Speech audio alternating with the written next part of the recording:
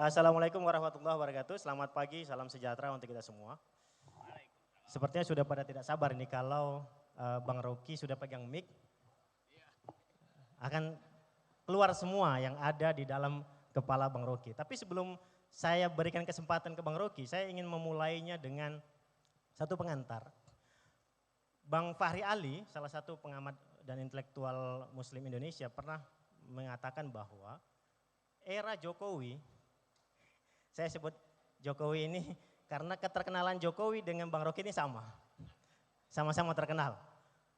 Mengatakan bahwa era Jokowi, kalangan intelektual, akademisi kurang mendapatkan ruang di dalam konteks perdebatan-perdebatan pembangunan. Karena Jokowi lebih memilih bersama para influencer. Nah, tapi kata Bang Fahri Ali, di era Prabowo ada semacam harapan. Karena Jokowi cara berpikirnya skala mikro, tapi Prabowo kata Bang Fahri Ali berpikir secara makro. Ada harapan bahwa akademisi mendapatkan ruang untuk terlibat dalam proses pembangunan. Tapi apakah benar menurut Bang Rocky? Kita ingin dengarkan bagaimana Rocky pasca Jokowi. Kita perlu berikan tepuk tangan. Apakah Bang Rocky juga akan terlibat dalam debat-debat publik yang sama seperti sebelumnya? Tapi sepertinya iya. Tadi di podcast sudah memberikan serangan pemula menuju 100 hari pemerintahan Prabowo Gibran. Langsung saja kepada Bang Rocky untuk memaparkan pandangan-pandangan kritisnya sesuai dengan tema kita pada hari ini, membela akal sehat sumbangan akademisi terhadap Indonesia cemas di masa yang akan datang. Apakah kita punya kecemasan atau tidak untuk melihat masa depan? Kepada Bang Rocky, saya persilakan. Oke. Ya, boleh. Apa gunanya menjawab pertanyaan yang secara faktual orang tahu? Bahwa tidak ada yang disebut era Jokowi. Yang ada era.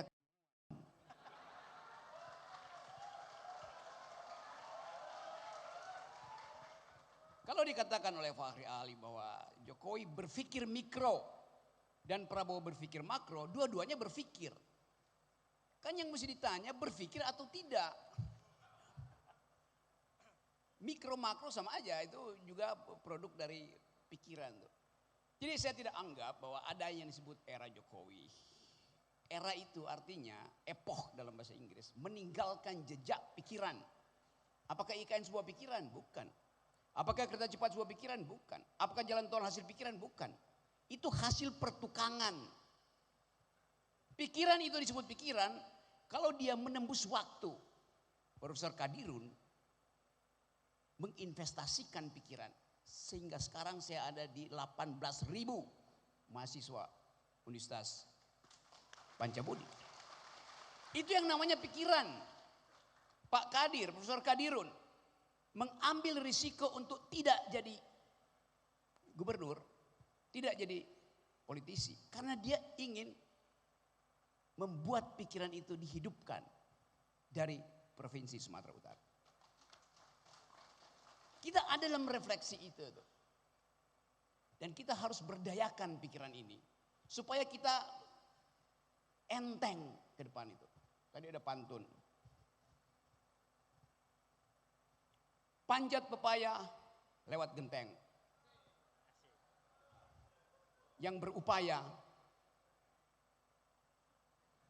pasti jadi enteng. Kita mau mengentengkan politik, kalau kita kembalikan politik ke dalam suasana akal pikiran. Kan itu dalilnya kan. Jadi kalau saya ada di sini, saya memahami bahwa dari awal universitas ini didesain untuk menghasilkan pikiran. Kata kadir di dalam bahasa Inggris artinya ia yang mengetahui banyak hal. Betul nggak? Demikian juga dalam bahasa Sunda, apalagi dalam bahasa Arab. Jadi kadirun artinya mereka yang ingin menghidupkan akal pikiran. Udah bener Profesor Kadirun Yahya mengambil posisi sebagai pedagog, bukan demagog. Demagogi artinya orang yang tidak berpikir, tapi berupaya untuk memanipulasi informasi. Itu namanya demagog. Pedagog artinya orang yang berpikir dan menginginkan ada pertengkaran pikiran. Jadi saya senang ada di sini. Ini tadi ada 18.000 mahasiswa, ada 300 dosen. Kalau udah begini saya nggak mau jadi dosen lagi, saya mau nyalek aja nih karena udah. Tetapi apa gunanya nyalek kalau di belakang kita ada kehidupan yang tidak berpikir. Setiap orang yang ingin masuk dalam politik harusnya mengerti bahwa politics, demokrasi is the government of reason through the government by the people. Demokrasi itu pemerintahan akal melalui pemerintahan orang. Sekarang begitu banyak orang nyalek tanpa akal itu. Karena ngincer amplop. Kita mau batalkan itu di sini. Saya ada di Medan. Dan kita ingin Medan jadi tempat pertama pertempuran akal pikiran. Medan tidak boleh diblok. Sorry, bukan blok Medan. Medan tidak boleh diblok pikirannya. Itu dasarnya itu. Mengucapkan sesuatu secara jujur, itu memang fungsi akademis. Jadi kalau tadi diterangkan oleh Pak dosen Surya, bahwa dimulai dan Pak Bang Ojak yang memberi kita pengetahuan awal bahwa ternyata dari tahun 50-an, tahun 60-an udah ada sebuah lembaga think tank di sini yang hendak mempromosikan pikiran dan dimulai dengan kata yang sangat akademis, metaphysics. Yang mungkin pada waktu itu nggak dimengerti oleh banyak orang, lalu dianggap tidak ada nomenklaturnya. Lalu tidak ada nomenklaturnya bukan berarti tidak berarti, tidak berguna, justru berguna hari-hari ini. Apa yang terjadi pada bangsa ini sekarang? Kekurangan pikiran karena tidak belajar filsafat. Kekurangan moral karena tidak tahu apa fungsi metafisik. Metafisik itu di dalam filsafat Yunani adalah tulisan-tulisan Aristotle setelah dia belajar fisik. Setelah dia belajar fisika, dia mulai mengembangkan pengetahuan dia, kuriositas dia, imajinasi dia tentang Tuhan, alam semesta, apa yang menyebabkan dunia ini berputar, beredar, apa yang bisa diabadikan di dalam pikiran. Kan itu dasarnya tuh. Jadi ini seperti konstruksi ruang ini. Kalau saya belajar fisika, saya bisa buat gedung persis seperti ini. Karena membuat gedung pertemuan seperti ini hanya saya cuma butuh 2 rumus. Satu rumus tentang metal fatigue, kelelahan metal. Ini ada fakultas sains di sini kan. Sama rumus tentang S, safety factor. Dapat. Dengan 2 rumus itu saya bisa bikin bangunan. Itu namanya ilmu fisika yang diterapkan secara teknis. Tetapi kalau saya berpikir bangunan ini mau dihargai sebagai apa? Narasi yang akan ditimbulkan oleh bangunan ini apa itu? Itu saya berpikir secara metafisik. Ini ada konstruksi ventilasinya tuh sangat Mediterranean. Konstruksi bintang itu. Tetapi saya juga bisa anggap bahwa ini sangat Eropa revolusi industri karena ini bangunan beton, bangunan metal ini sama seperti kaki dari Menara Eiffel. Kalau Anda lihat ke atas. Tetapi kita mesti bayangkan misalnya fungsinya apa? Begitu ditaruh kubah, oh ini fungsi teologis, metafisiksnya ada pada simbol kubah itu. Bisa kita interpretasikan segala hal. Jadi kemampuan kita untuk mengolah wilayah pikiran dan imajinasi itu namanya metafisik. Jadi ajaib misalnya Indonesia begitu banyak universitas tapi hanya 1-2 yang mengajarkan filosofi, junto metafisik, junto tarekat, junto akal budi. Ini udah betul nih panca budi, Universitas Panca Budi. Gabungan antara panca indera dan budi. Panca indera itu yang tangible, yang saya bisa pegang. Panca indera itu membuat saya terhubung dengan realitas. Itu fungsi panca indera tuh. Budi membuat saya terhubung dengan yang metafisik. Bagaimana mengatakan kata budi itu? Dalam filsafat Yunani namanya reason, akal budi, pure reason. Tapi di dalam Islam ada sesuatu yang melebihi reason. Orang Eropa tahu tentang beda antara reason dan passion. Reason artinya kalkulasi di dalam kepala, komputasi itu. Passion artinya memanfaatkan rasa batin kita itu. Masalahnya sekarang bagaimana menghubungkan antara reason dan passion? Islam punya istilah yang unik, namanya kolbu. Kolbu itu semacam getaran yang memberi sinyal bahwa ya passionmu itu tidak cukup kalau tidak diolah dengan reason. Reasonmu tidak cukup kalau tidak membaca kata batin. Jadi epistemologi Islam lebih lengkap sebetulnya. Ada batin, ada akal, dan ada kolbu. Pertanyaannya, kolbu datang dari mana tuh? Saya bisa tahu isi kepalanya dengan membedah cognitive science, neuroscience, untuk melihat listrik yang ada di kepalamu itu menghasilkan keadilan atau menghasilkan korupsi. Hanya dengan membedah bagian amigdal mana yang berhenti memproduksi elektron sehingga listriknya berubah itu. Itu adalah bagian fisik dari otak. Tapi ada bagian yang non fisik namanya mind. Namanya reason. Yang hanya bisa kita lihat di dalam pertengkaran. Oh, dia pakai otak. Bukan dia pakai otak fisiknya, tapi pakai rasional naratifnya. Jadi bagus sekali di sini. Saya menerima semacam sensasi bahwa ada universitas yang mau memasukkan mata kuliah filsafat sebagai kurikulum dasar.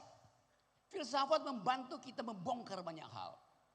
Radikal episteme di situ, radikal thought, radikal justice. Jadi Pak Profesor Kadirun Yahya memulai semacam upaya untuk membongkar secara radikal. Dan memang tugas universitas adalah meradikalkan segala hal. Apa artinya meradikalkan? Demonstrasi bukan. Meradikalkan adalah mencari sesuatu penjelasan, the whole explanation, the last argument di dalam pikiran, itu namanya radikal tuh. Sampai ke radiksnya, sampai ke akarnya. Itu maksudnya. Apakah Jokowi berpikir sampai ke akar? Ya, akar keluarganya. Bukan akar tentang keadilan. Sampai sekarang setiap malam ada 19, mungkin sekarang 20 juta manusia Indonesia hidup di dalam kelaparan. Hidup tanpa makan malam. Siapa mereka? Pasti kebanyakan adalah perempuan. Karena si perempuan, ibu-ibu, dia kalau ditanya udah makan belum? Udah, padahal dia belum makan. Dia ingin yang makan lebih dahulu adalah suaminya, anak-anaknya itu. Jadi kemampuan empati kita, sementara 2 hari yang lalu sampai seluruh bandara Indonesia jalan-jalan tol, terima kasih Pak Jokowi. Oh, itu dibuat oleh rakyat. Mana ada rakyat yang kelaparan mampu membuat baliho setinggi-tinggi Monas itu. Yes, logiknya begitu. Artinya balihonya seragam dan bersih, bagus, mahal. Siapa yang buat itu? Ya Jokowi sendiri. Dia meminta terima kasih dengan cara mobilisasi itu. Terima kasih itu datang dari nurani. Terima kasih datang dari senyum tulus dosen-dosen.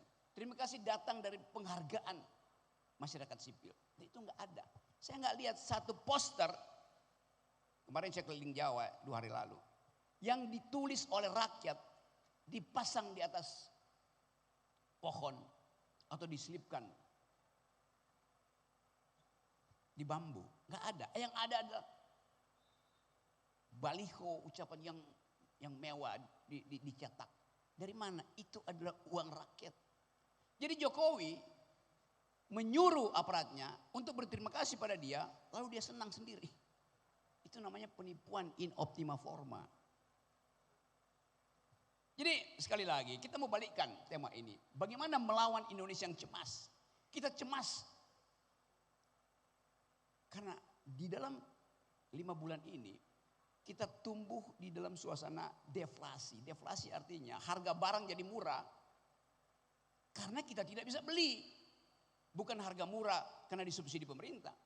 Barangnya turun harganya karena tidak ada orang yang mau membeli itu.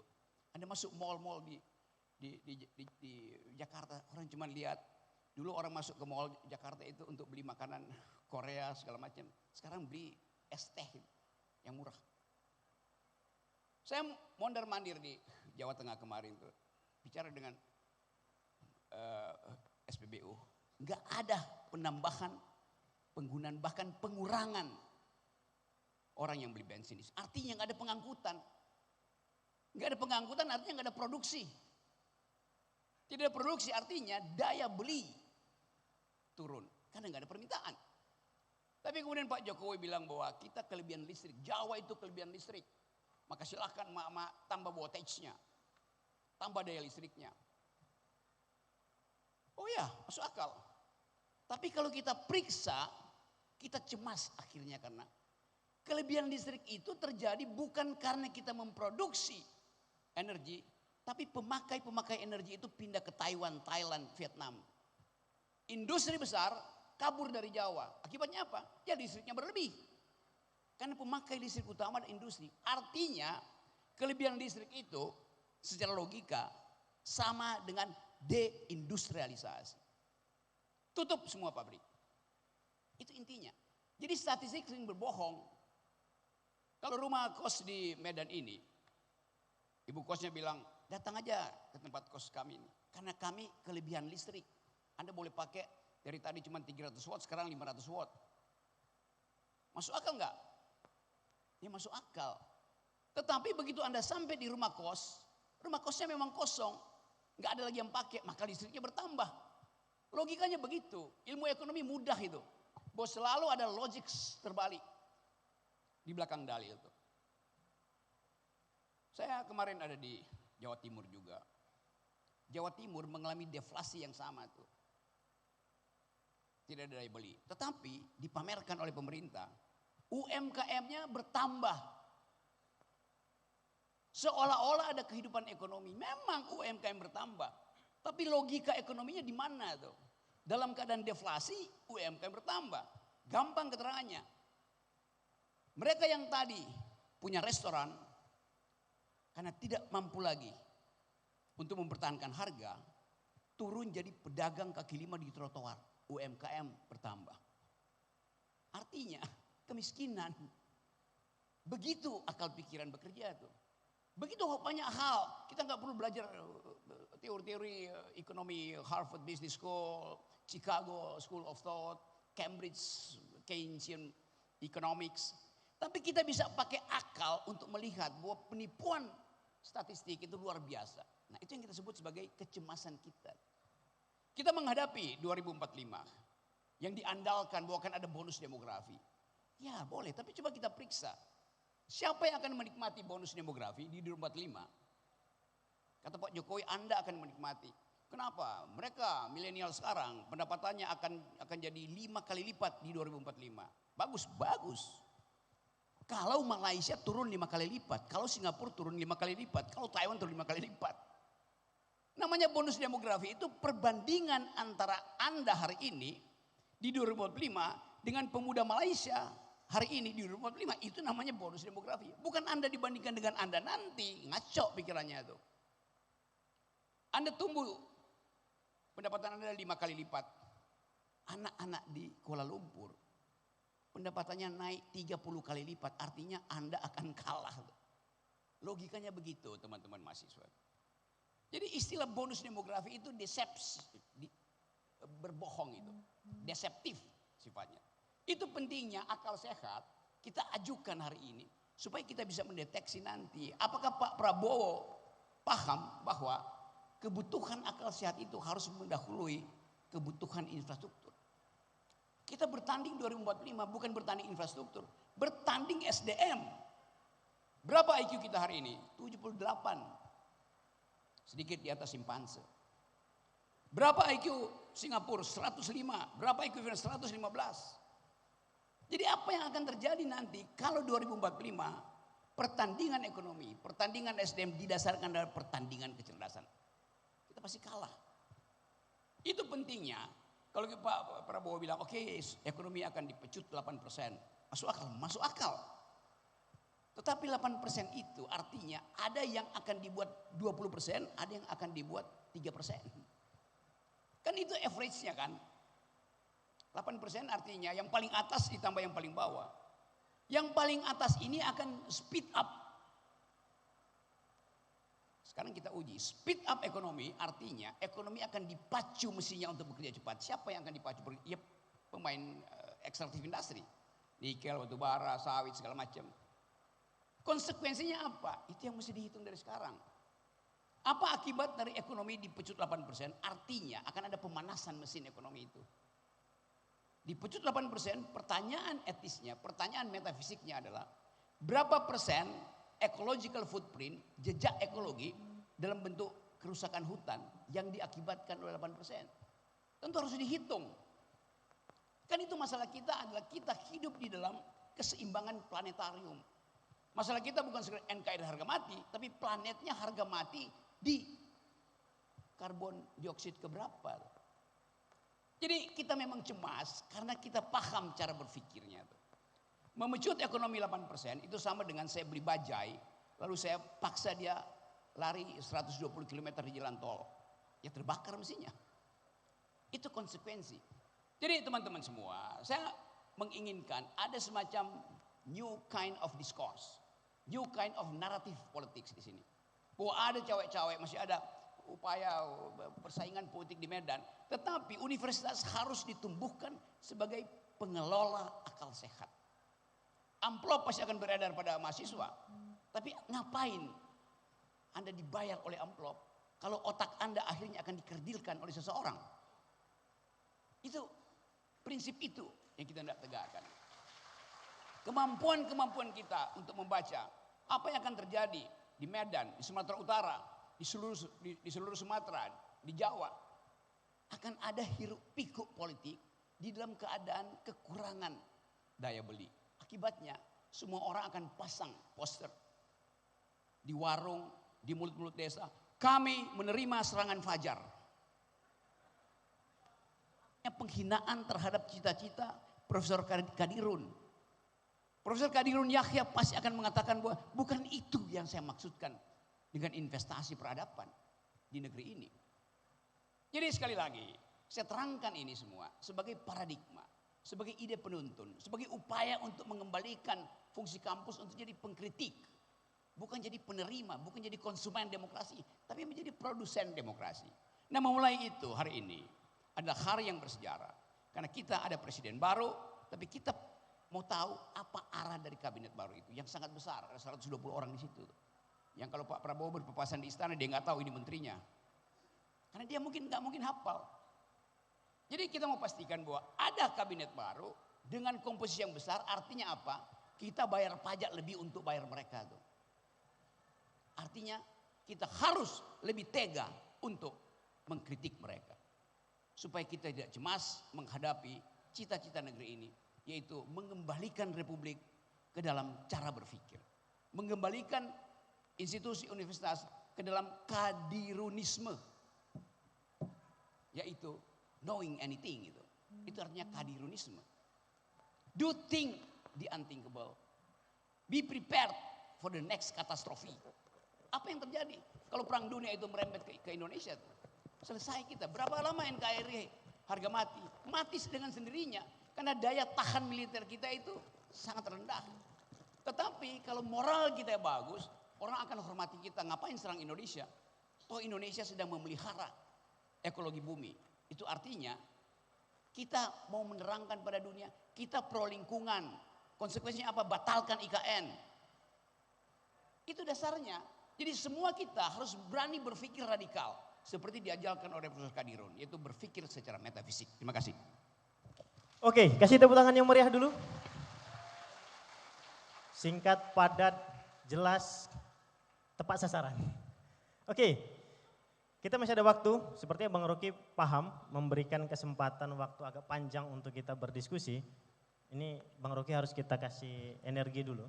Ini energi Amin Sam, produk dari Universitas Pembangunan Pajabudi. Terima kasih, saya aminkan kebersamaan, amin sam. Mudah-mudahan nanti bisa go public, bisa dinikmati oleh seluruh masyarakat di Kota Medan. Baik Bapak Ibu dan para hadirin yang luar biasa, baik yang di dalam maupun yang di luar, ini kalau dihitung secara metafisis, ini yang hadir lebih dari 10.000 yang nonton live dan yang hadir di ruangan ini. Oke, saya berikan kesempatan 3 orang penanya pertama. Oke, ada dari belakang 1, 2, dari mahasiswa yang pakai topi 3. Mungkin bisa dibantu? Saya minta untuk jangan terlalu panjang pengantar, langsung saja kepada poin penting yang ingin ditanyakan supaya waktu kita cukup untuk berbagi pandangan. Bismillahirrahmanirrahim. Assalamualaikum warahmatullahi wabarakatuh. Saya Irwan Haryawardani, dosen Prodi Ilmu Hukum. Selama 10 tahun ini kita mengalami bukan revolusi mental tapi revolusi mental. Nah, yang membuat jadi pikiran cacat mental. Bagaimana kita menumbuhkan akal sehat di tengah kemerdekaan berpikir kita dirampas. Contohlah kami sebagai akademisi sekarang suara nyaring di jalan kami tidak berbunyi lagi. Dan mahasiswa pada tidur. Bagaimana menumbuhkan akal sehat supaya kita kritis dan bangkit seperti awal reformasi. Itu saja saya. Terima kasih. Assalamualaikum warahmatullahi wabarakatuh. Waalaikumsalam. Kita kumpulkan satu pertanyaan lagi mungkin nanti. Kan? Iya baru saja saya terangkan. Lakukan radical break. Jangan percaya pada semua proposal yang sifatnya membujuk untuk jadi pragmatis. Kan itu dasarnya. Anda sebagai dosen, mulailah di kelas ketika mengajar, minta mahasiswamu menggeleng, jangan mengangguk. Mengganggu itu tanda kita sedang membujuk mahasiswa untuk percaya pada kita. Ilmu pengetahuan tumbuh dengan menggeleng. Salah, nggak begitu. Dosen saya dungu. Ucapkan itu supaya timbul didaktika, timbul dialektika. Kalau mahasiswanya ngangguk-ngangguk, itu ditipu dosen. Dosen yang ngangguk-ngangguk.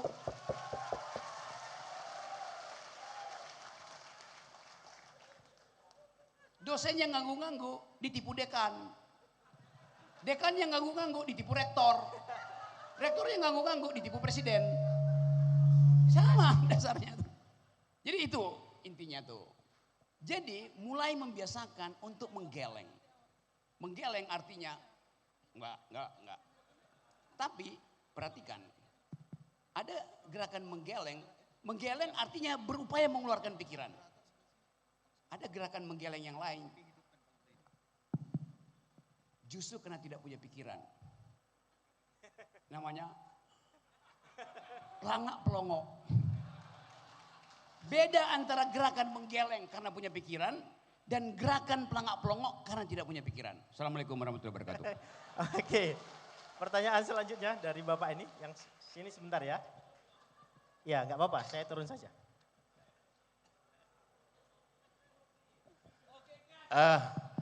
Terima kasih Bung Rocky, saya sangat bangga dan senang. Nama saya Burhanuddin Harahap, Kadirun Yahya Harahap sebenarnya. Saya adalah seorang guru, merasa memang kecemasan itu sudah muncul. Sehingga saya mengarang 10 buku dalam 2 tahun ini, insya Allah saya serahkan sama Bapak. Ya. Saya melihat di pendidikan kita ini sebenarnya yang sangat perlu diperhatikan adalah masalah sistem yang sangat-sangat sudah rumit sekali bagi seorang guru. Mereka hanya ketakutan tidak ngabsen, bukan ketakutan tidak menyampaikan pelajaran di dalam kelas karena nanti akan dipotong honornya. Mudah-mudahan bukan era tadi kata Bung Rocky, Presiden Prabowo ini mampu mengangkat pendidikan ini supaya tidak banyak korupsi yang mengelola pendidikan negeri di Indonesia. Terima kasih. Suaranya mengalahkan getaran suara Bang Rocky. Mungkin Bang Rocky bisa kasih testimoni, respon langsung. Bapak tuh mengatakan guru kencing berdiri murid kencing berlari. Guru kencing berlari, murid mengencingi guru. Jadi semua hal yang hendak kita ucapkan hari ini adalah upaya kita untuk mendisiplinkan diri. Supaya kita tahu apa yang mesti kita ucapkan dan apa yang mesti kita terangkan secara personal. Problem guru ini tidak mungkin lagi jadi problem personal. Masalahnya bukan gurunya tidak mampu mendidik, tapi sistem ini membuat guru tidak bisa mendidik. Terutama guru-guru honorer yang gajinya 250 ribu sebulan dan bayarnya 3 kali. Saya tangkap itu, saya pergi ke daerah-daerah. Jadi saya ingin semua hal yang menyangkut upaya untuk mencerdaskan bangsa dimulai sebagai investasi pertama dari Kabinet Prabowo. Jadi yang dikatakan oleh Pak Burhanuddin harus didengar oleh Prabowo Subianto.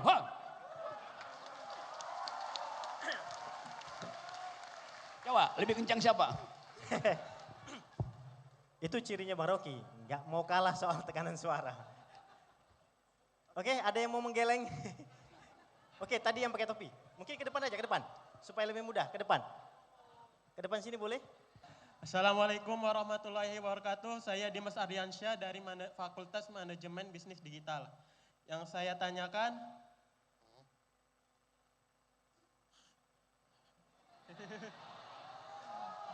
bagaimana pandangan Anda terhadap pemerintahan baru Prabowo Gibran? Mengingat kritik Anda yang cukup tegas terhadap pemerintahan Jokowi sebelumnya. Apakah Anda ada perbedaan sikap terhadap pemerintahan yang baru ini? Apakah Anda melihat adanya hal yang lebih positif atau justru diwaspadai dari pemerintahan Oke, pertanyaannya cukup banyak sekali. Sudah? Sudah cukup. Oke, baik. Dari siapa tadi namanya? Dimas Ardiansyah. Dimas. Oke, silakan Dimas.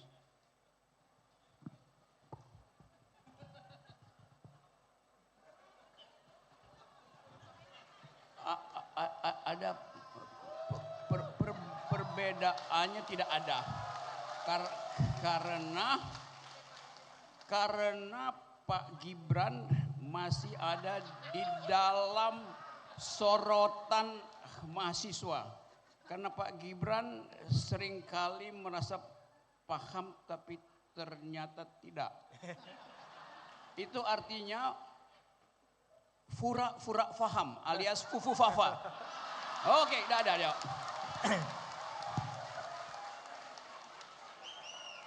Oke, ini udah panas ini. Iya, saya buka termin kedua dari sebelah sini. Oke, yang baju putih satu, yang tengah pakai batik, pakai kaos hitam satu. Dari yang di sini depan satu. Tahan ya, nanti kita kasih kesempatan. Oke, silakan. Cek, bismillahirrahmanirrahim. Assalamualaikum warahmatullahi wabarakatuh. Bung Rocky, kita sama-sama tahu bahwa cita-cita itu gratis. Maka silahkan ambil yang paling mahal gitu. Tapi saya rasa di 10 tahun era tadi yang Bung Rocky bilang, Jokowi menaruh harapan baru di Indonesia Emas. Ulangi. Jangan mengandalkan orang lain. Kita sama-sama tahu nggak? Saya tahu, itu tanggung jawabnya. Oke. Saya tahu Bung, bahwa memang cita-cita itu gratis, maka silahkan ambil yang paling mahal. Dan saya tahu di 10 tahun era tersebut, Jokowi menaruh cita-cita yang besar yaitu Indonesia Emas di 2045. Dan yang hari ini melanjutkan cita-cita itu adalah Prabowo. Di mana kita sama-sama tahu bahwa... nggak ada sama-sama tahu. Saya tahu itu. Dan saya tahu Bung, bahwa di Indonesia Emas 2045 terlalu banyak yang harusnya diselesaikan. Seperti perihal pangan, akses pendidikan, bagaimana kesehatan yang bisa diakses dimanapun begitu. Sementara yang saya tahu bahwa Prabowo jangankan untuk mengandalkan swasembada pangan di Indonesia begitu. Sementara dia menanam ubi saja yang tumbuh jagung begitu. Jadi bagaimana kita menaruh harapan kita terhadap presiden yang baru begitu. Di kabinet merah putihnya ini begitu. Coba jelaskan Bung. Saya juga tahu bahwa pemimpin adalah meyakinkan orang lain dengan apa yang dia yakini. Sementara saya sampai hari ini tidak akan pernah yakin mendapatkan Indonesia Emas di 2045. Terima kasih Bung. Oke. Langsung, Bung. Oke, investasikan ketidakyakinanmu di dalam gerakan politik, gitu kan? Gerakan politik kampus. Tulis, kumpulkan jurnalis, terangkan bahwa tidak mungkin kita mencapai swasembada pangan. Beda swasembada pangan dan swasembada beras. Yang ingin dicapai swasembada pangan, tapi yang ditanam adalah beras. Logikanya di mana? Pangan itu ubi, tadi, jagung, sagu. Riset tentang pangan seringkali tidak menguntungkan investor. Karena itu ditanam aja beras. Tapi kita tahu, kita terus-menerus defisit di dalam beras. 2 kali kita swasembada. Tahun 84, zaman Pak Harto, beras, dan 2022. Tetapi menurut kalangan akademisi, itu bukan swasembada. Swasembada artinya sustainable. Mana mungkin swasembada cuma 1 tahun, itu hanya karena gejolak beras dunia aja. Jadi kata swasembada sendiri diperiksa dulu. Kondisi epistemik dari istilah swasembada. Swasembada artinya minimal 5 tahun itu terus menerus. Swasembada hanya dalam 1 semester itu bukan swasembada. Itu kecelakaan harga doang. Dan itu yang diintai. Bahwa oke, swasembada besok berhenti. Kenapa? Karena eksportirnya merasa kalau swasembada nggak akan ada fee untuk impor beras. Di situ ada penipuannya itu. Jadi sekali lagi mulailah riset tentang soal itu. Dan kita, petani kita itu adalah net importer, net consumer.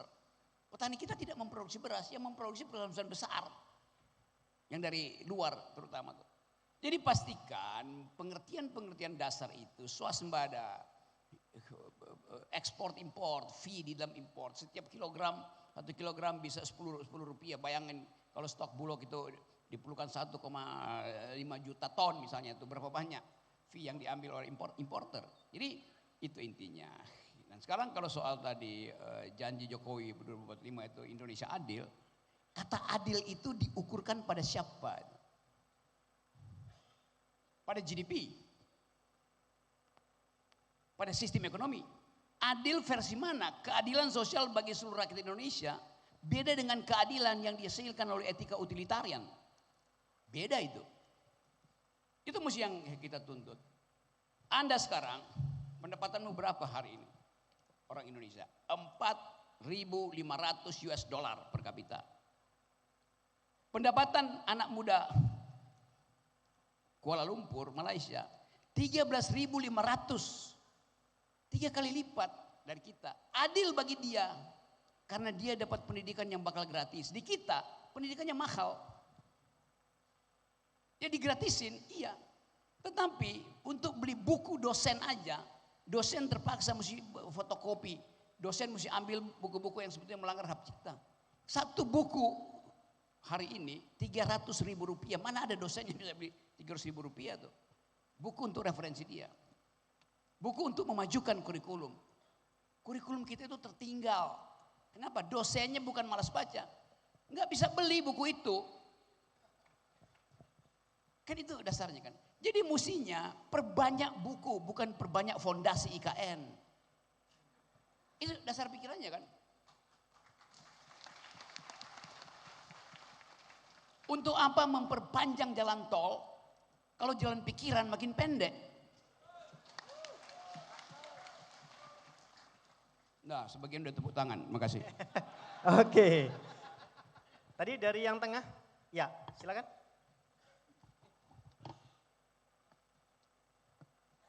Pendek-pendek aja ya, jangan terlalu panjang pengantarnya. Oke, perkenalkan nama saya Rangga Ravandi dari program studi Sistem Komputer. Nah mungkin ini... Sistem apa? Sistem Komputer. Sistem komputer, oke. Oke, mungkin ini saya ingin bertanya tentang lapangan pekerjaan. Ini saya rasa melihat keadaan sekarang itu lapangan pekerjaan di sektor formal makin sedikit daripada sektor informal. Nah, kemudian dengan data yang dimana per tiap tahun itu lulusan sarjana itu makin bertambah, sedangkan untuk lapangan kerja di sektor formal makin sedikit. Nah ini jadi gimana tanggapan Bung Rocky Gerung, solusinya lah, ataupun yang bisa dikerjakan ataupun dilakukan pemerintah dan yang kita lakukan sebagai mahasiswa sendiri. Apa yang harus kita lakukan ke depannya untuk menangani hal tersebut? Terima kasih. Oke, langsung. Ya, SDM kita udah tertinggal jauh. Kurikulum kita juga tertinggal jauh. Anda bayangkan, teknologi itu berubah setiap 8 jam. Sementara kurikulum kita hanya boleh berubah 2 tahun sekali karena ngikuti APBN. Itu konsekuensi begitu. Jadi kecepatan ilmu pengetahuan tumbuh tidak dibarengi dengan kesadaran pemerintah bahwa APBN itu mesti ditaruh di universitas itu. Itu trade off-nya begitu aja. Ekonomi tumbuh 8%, setiap pertumbuhan ekonomi 1% dia akan menyerap 400.000 lapangan kerja. Kalau tumbuh 8%, versi Pak Prabowo 4 kali 8, 3,2 juta lapangan kerja diserap. Bagus, bagus. Tetapi pengangguran kita 60 juta orang. Itu masalahnya. Jadi diskrepansi itu harus dihitung. Apa yang mesti dihasilkan oleh universitas sehingga yang dikeluarkan dari universitas itu diserap oleh sistem industri kita, sistem ekonomi kita. Berapa minggu lalu saya naik Gojek di Jakarta. Kang Gojeknya bilang begini, Bang Rocky. Dia kenal karena saya bilang, saya sapa dia, pergi. Oh Bang Rocky ya. Kata dia, Bang kita sama-sama jaket kuning. Oh kenapa? Saya lulusan Fakultas Ekonomi UI. Yang sudah kira-kira 3 bulan keluar dari perusahaan dan jadi tukang Gojek. Gak ada lagi kehidupan di perusahaan. Perusahaannya tutup. Investasinya berhenti. Supply chain dunia itu terganggu. Boleh nggak seorang sarjana ekonomi nyari makan di jalan pakai Gojek? Ya boleh. Tetapi pada saat yang sama dia mengambil porsi pekerjaan anak-anak SMA yang tidak lulus.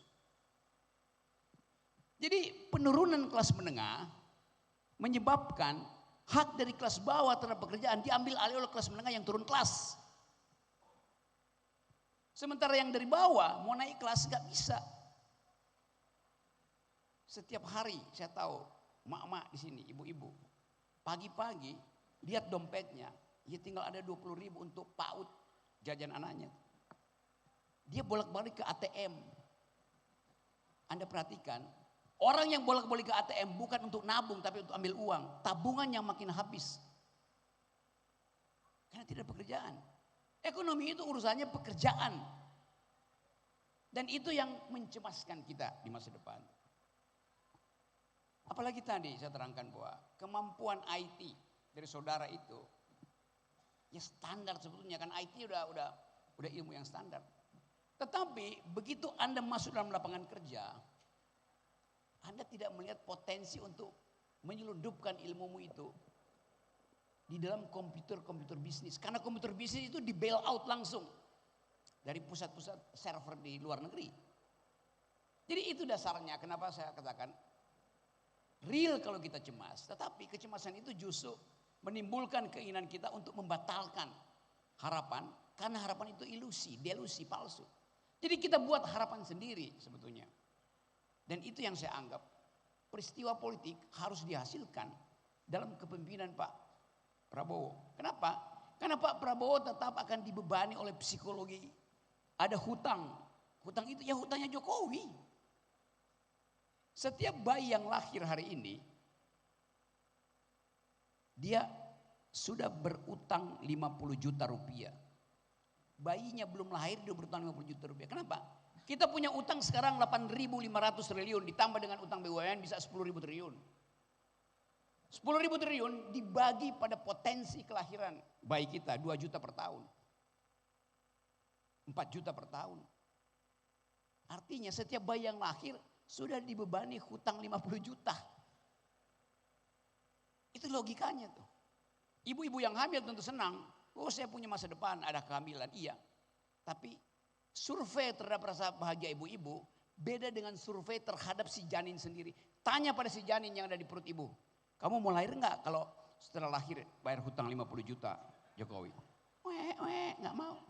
Dia memilih tinggal di rahim ibu daripada jadi warga negara dan harus bayar utang pemerintah sebelumnya. Nah ini yang kita maksud bahwa tentu pemerintahan Pak Prabowo mengerti ini. Tetapi prosedur untuk mengatakan bahwa ini bukan beban saya. Itu masih seolah-olah ya mikul dhuwur mendem jero. Tapi mikul dhuwur mendem jero ada batasnya tuh. Ketika ekonomi makin buruk, ketika target 8% tidak terjadi, maka akan ada social unrest. Artinya demonstrasi tak terhindarkan karena menuntut kejujuran di dalam menyatakan siapa yang bersalah selama ini. Oke, kita masih panjang waktu. Tadi dari depan sini, Bapak silakan.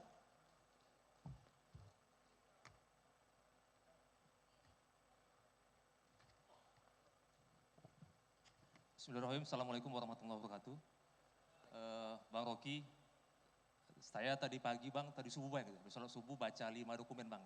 Dokumen Auriga, kemudian Project Multatuli, kemudian saya baca kurikulum SMP Bang itu, IPA gitu, kelas 10, kemudian biologi kelas 11, sosiologi kelas 11, dan ekonomi kelas 11 itu.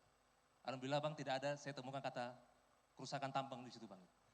Nah padahal kalau saya sebut nama Wakil Menteri Kehutanan yang baru, mungkin Abang tahu itu siapa afiliasinya gitu.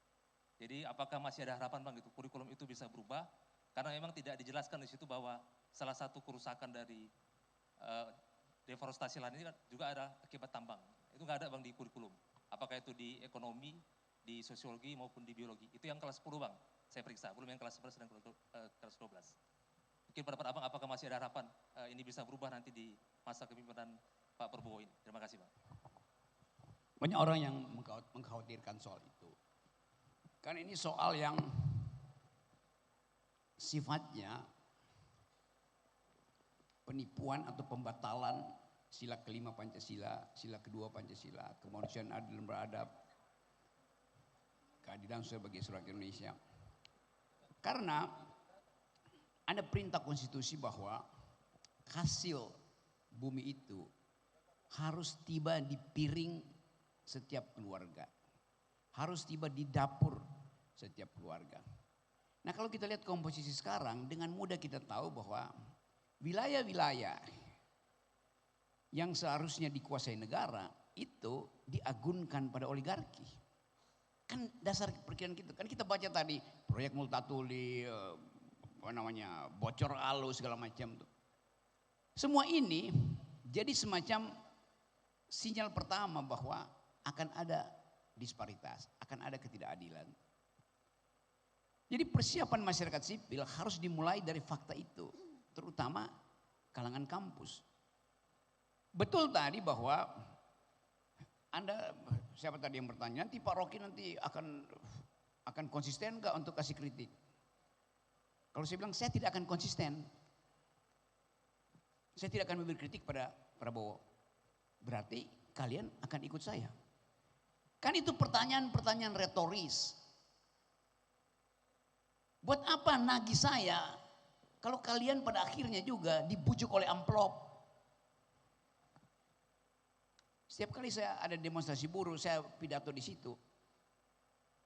Semua orang yang Bang Rocky tetap kritis ya, oke, besok saya mau demo buruh tuh, ikut nggak? Nggak bisa, saya mesti kerja. Nggak bisa, saya dilarang istri saya. Jadi voluntarisme kita untuk melakukan perubahan dibatalkan oleh feodalisme, dibatalkan oleh pragmatisme, dibatalkan oleh oportunisme. Saya tahu, termasuk dosen-dosen di tempat saya ngajar, UI, belakangan aja mereka bergerombol untuk kritis, bikin petisi segala macam. Nah 10 tahun ini saya diusir dari UI itu karena melakukan hal yang sama. Dan UI sekarang yang seharusnya jadi menghitung tadi yang disebutkan oleh kawan tadi, menganggap bahwa itu adalah provokasi. Bukan. Riset Multatuli, riset bocor alus itu betul-betul dasarnya adalah metodologi yang bisa dipertanggungjawabkan. UI merasa bahwa cuma dia yang punya metodologi. Padahal metodologi UI menghasilkan bahlil. Ya, Kita mesti ucapkan itu demi kejujuran akademis itu. Saya senang di sini ada banyak jaket kuning. Yang beda dengan jaket kuning UI. Sini kuningnya menyala, di UI kuningnya pucat. Ya saya tahu. UI ingin bilang dia jadi world class university. Kami Universitas Indonesia akan jadi world class university. Saya ngerti anatomi UI. Saya ngajar di semua fakultas di UI itu. Jadi saya mau terangkan bahwa poin-poin tadi kita harus seminarkan, disebarkan justru kajian Multatuli. Bantulah mereka yang dosen, bantu bikin, ya Multatuli itu panjang tapi bisa dibikin 2-3 kalimat. Sehingga emak-emak yang masih ragu-ragu, mahasiswa yang juga terutama OKP ini kan yang paling doyan minta duit kan. Tahu bahwa kita ada dalam krisis besar tuh.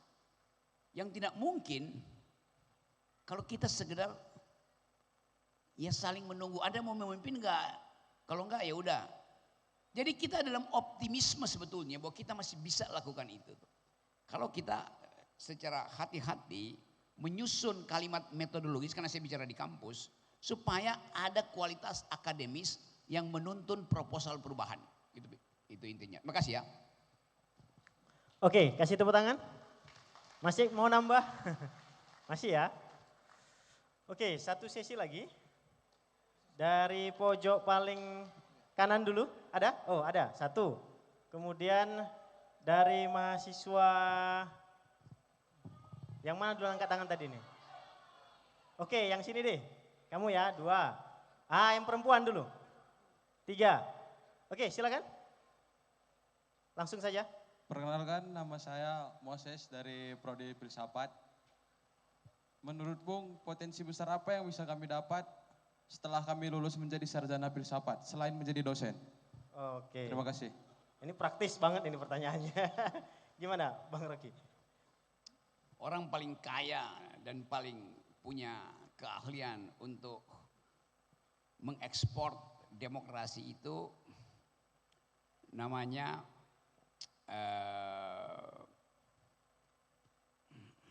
Soros, George Soros. Soros itu kuliahnya filsafat. Tapi dia memakai metodologi filsafat, terutama metode falsifikasi dari Karl Popper, untuk menunjukkan bahwa demokrasi harus dihidupkan dengan fasilitas falsifikasi. Apa itu falsifikasi? Membatalkan argumen orang supaya timbul argumen yang lebih bagus itu. Jadi kalau Anda mampu untuk mempraktekkan minimal philosophical mode of thought, macam-macam, falsifikasi, prinsip, angsa putih, angsa hitam, kan semua itu model untuk berpikir kritis. Di dunia ini semua penasehat ekonomi Clinton dulu adalah lulusan filosofi itu. Nah di kita di sini filsafat dianggap sebagai ilmu di awang-awang gitu. Padahal filsafat adalah metodologi, cara berpikir itu. Begitu banyak manusia yang belajar hukum, ekonomi segala macam. Tapi cara berpikirnya tidak menunjukkan bahwa dia paham tentang cara berpikir. Dari cara berpikirnya kita tahu dia tidak paham apa itu cara berpikir itu. Nah itu yang menimbulkan keraguan-raguan bahwa universitas bisa mengambil jarak dengan kekuasaan. Hanya dengan cara berpikir filosofi kita bisa katakan saya meragukan pendapatmu karena itu duel argumen lebih dahulu. Nah kita mau ingin supaya mereka yang jadi anggota DPR kita filter di situ juga. Filter dengan duel argumen. Jadi undang semua calon gubernur, bupati, wali kota, calon legislatif datang di kampus ini, tagih cara mereka berpikir. Itu yang saya pamerkan selama ini bahwa untuk jadi pemimpin dia mesti lulus pertama-tama filter etikabilitas. Artinya moralnya bagus. Kalau dia lulus filter itu, dia akan diuji filter kedua, intelektualitas. Mampu nggak dia bertengkar secara argumen? Mampu nggak dia menganggap bahwa masyarakat akademis itu adalah community of thought? Mampu nggak dia menganggap kita bahwa semua kita yang ada di sini berpikir di dalam perspektif kritisisme? Kalau dia lulus etika, bagus moralnya. Dia lulus intelek, bagus otaknya. Baru dia kita izinkan pamerkan elektabilitasnya. Yang terjadi sekarang pameran elektabilitas. Dari mana dia dapat? Dari lembaga survei. Bukan dari skrutinisasi universitas. Jadi buka kampus untuk politik, tapi untuk ujian intelektualitas. Itu poinnya. Nah kita ingin, kalau filter itu kita buat bagus, maka kita akan hasilkan leader. Filter selama ini hanya menghasilkan dealer. Oke. Selanjutnya tadi dari yang sini. Ya, silakan.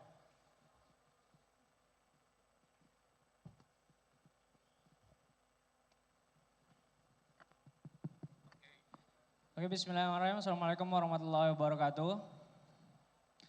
Perkenalkan, saya Hafiz Nur Fatur Rahman dari Prodi Pendidikan Agama Islam semester 3. Jadi di sini saya ingin menanyakan, kita semua sama-sama mengetahui Bung Rocky ini sering sekali memberikan kritik-kritik sosial kepada figur otoritas atau para elit politik negara.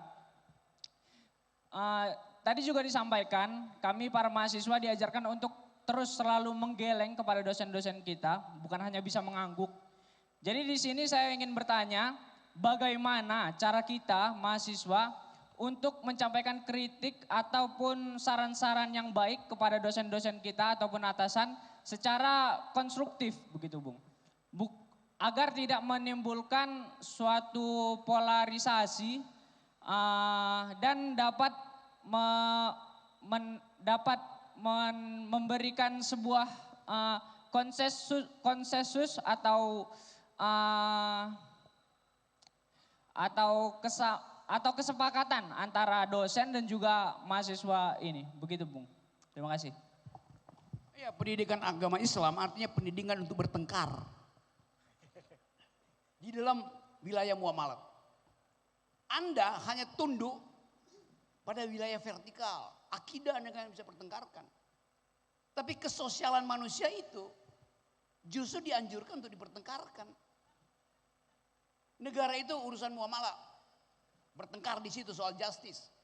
Tagih pada dosenmu itu.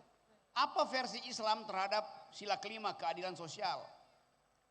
Mengapa para pemimpin agama justru doyan dapat izin tambang? Jelas itu. Dia mesti dipertengkarkan. Anda nggak akan pertengkarkan soal akidah dia, tapi konsep dia tentang kesosialan manusia itu harus dipertengkarkan. Oke, kasih tepuk tangan. Masih semangat.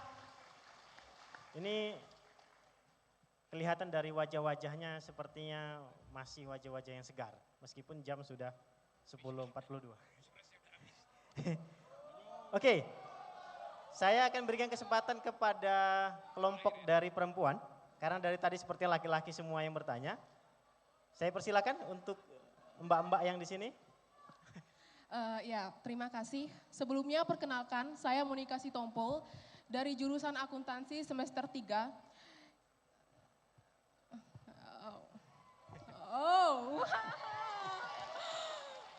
Ya, dari jurusan akuntansi semester 3. Jadi begini, Pak. Saya sebenarnya jangan panggil Pak Bang aja, Bang. Jadi begini, Bang Rocky. Ya. Saya nggak mau bertele-tele ya, saya mau to the point karena Bang Rocky itu nggak suka orang yang bertele-tele ya. Oke. Jadi saya sebenarnya meng-highlight dari apa yang Bung Rocky tadi katakan gitu, bahwa kita itu harus bisa berpikir radikal, berpikir kritis kepada para pemerintah. Karena sebenarnya kita yang membayar para pemerintah melalui pajak kita, iya enggak? Ya. Jadi sebenarnya yang menjadi concern saya adalah generasi boomers, milenial sama generasi Gen Z itu masih berdampingan.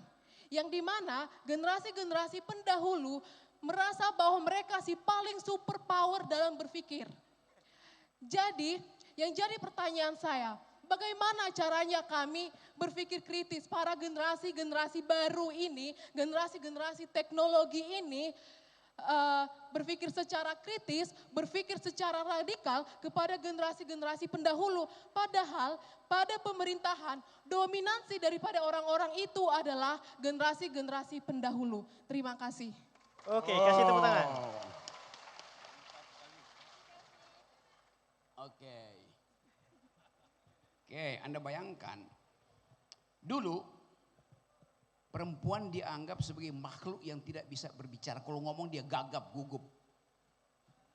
Lalu ilmu psikologi bilang perempuan mengalami kegugupan dan kegagapan karena dia mesti memakai tata bahasa yang bukan milik dia, tapi milik laki-laki. Psikologi bilang itu delirium. Delirium artinya kecemasan untuk mengucapkan argumen karena mesti memakai bahasa laki-laki. Sekarang ada seorang perempuan. Umurmu berapa? 21 tahun. 20 tahun. Sementara ada seorang laki-laki umur 29 tahun jadi wapres tanpa pengetahuan.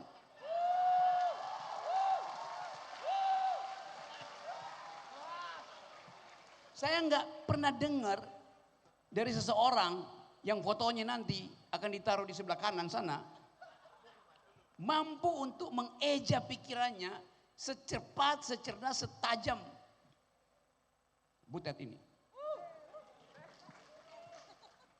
Kan itu yang kita maksud. Bahkan dia mengkritik generasi di atasnya tuh. Yang masuk dalam nomenklatur feodalisme, masuk dalam nomenklatur oligarki. Dia belajar akuntansi. Semester berapa kamu sekarang? Semester 3. Rencana DO semester berapa? Ya kalau pikirannya udah begini DO aja karena dia udah paham kok. Dia menunjukkan prinsip akuntansi yang pertama bahwa audit eksternal lebih penting daripada audit internal. Akuntan begitu. Banyak akuntan disewa oleh perusahaan untuk memutar-mutar angka. Dia perempuan jadi auditor publik, mengedit secara eksternal keadaan politika dan ekonomi. Semua itu yang kita inginkan di sini. Dan dibuktikan bahwa dulu perempuan itu disebut the unspeakable, nggak bisa bicara. Sekarang dia kita sebut the unstoppable, tidak bisa dihentikan bicaranya. Nah, karena seorang perempuan udah bicara, udah lengkap seluruh pengetahuan kita hari ini. Assalamualaikum warahmatullahi wabarakatuh. Oke, baik. Sepertinya ini kita cukupkan dulu karena suara Bang Rocky harus berbagi dengan tempat lain. Mulai nanti sore, malam, dan besok. Jadi bagi teman-teman yang masih punya pertanyaan, nanti bisa ditanyakan di bawah ini. Ya, maksudnya ditanyakan di kolom-kolom virtual. Terakhir, saya berikan mungkin closing statement dari Bang Rocky untuk sesi diskusi kita terakhir. Oke, terima kasih teman-teman. Kita udah lakukan diskurs. Kita sudah berupaya untuk membongkar semua aspek kehidupan politik ekonomi kita. Dan saya hanya percaya bahwa dengan kelurusan argumen, dengan kejujuran pikiran, kita bisa mengubah lagi negeri ini. Saya ada di Medan, saya percaya bahwa Medan akan jadi ibu kota akal sehat. Terima kasih. Dari Bang Ojak mungkin mau kasih closing? Oke, baik teman-teman sekalian. Saya tidak mencoba untuk menarik kesimpulan. Karena saya yakin setelah keluar dari ruangan ini, teman-teman mahasiswa akan lebih sering menggeleng daripada mengangguk. Sambil jalan geleng latihan. Mau makan? Enggak. Oke, jadi poin penting adalah teman-teman harus mulai membangun tradisi berpikir kritis. Prodi apapun itu.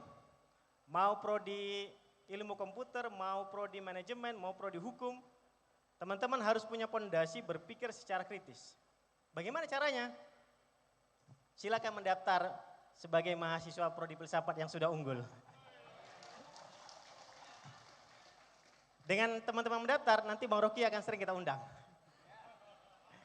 Oke, setelah ini kita ada sesi selanjutnya. Saya selaku pemandu mengucapkan terima kasih ke Bang Rocky dan seluruh peserta yang sudah bertahan, baik yang di dalam maupun yang di luar. Terima kasih atas atensi yang luar biasa. Mohon maaf kami kalau sesi ini tidak bisa panjang. Teman-teman yang angkat tangan lebih dari 10 orang yang belum terakomodir, yakin dan percayalah pertanyaan kalian nanti akan menemukan jawabannya